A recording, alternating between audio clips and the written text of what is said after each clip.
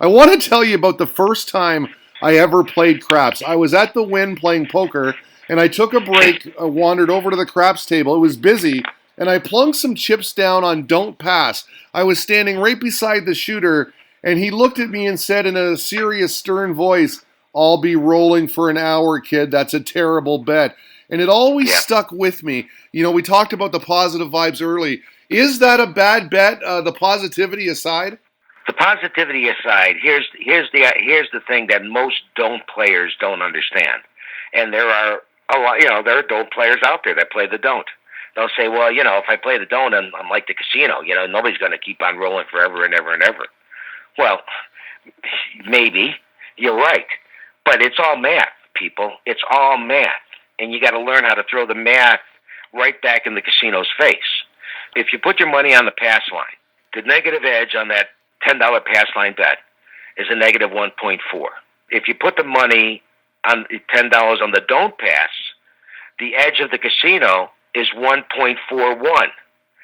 There is no difference in basically a hundredth of a percentage point.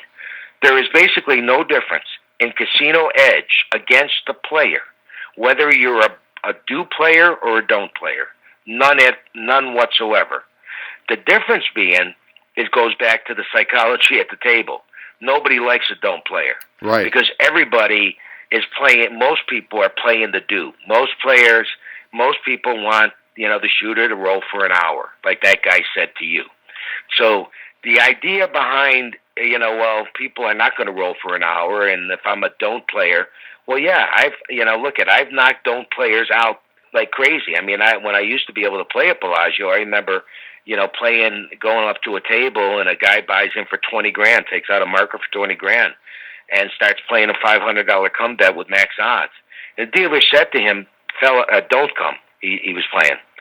Dealer said to him, "Hey, guy, you don't want to bet against this guy." Well, to make a long story short, within 15 minutes, he was walking away broke with his tail between his legs. So, as a dice controller like myself, when I see a don't player, I want to do that because it's just not the game. The game is, let's try to have the whole table win money.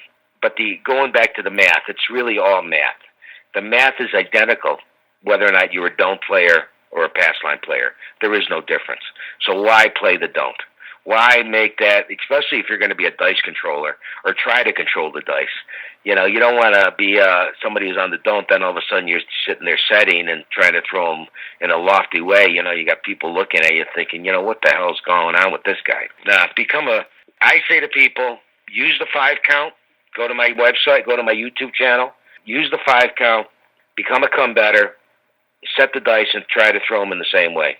And you can do it there. Well, I'll tell you what, I'll never forget the look in that guy's face. I had no idea what I was doing. I've never done that. I've never bet don't pass since, but I always wondered if it was a good bet or not, and you're telling me there's essentially no difference. It's very interesting.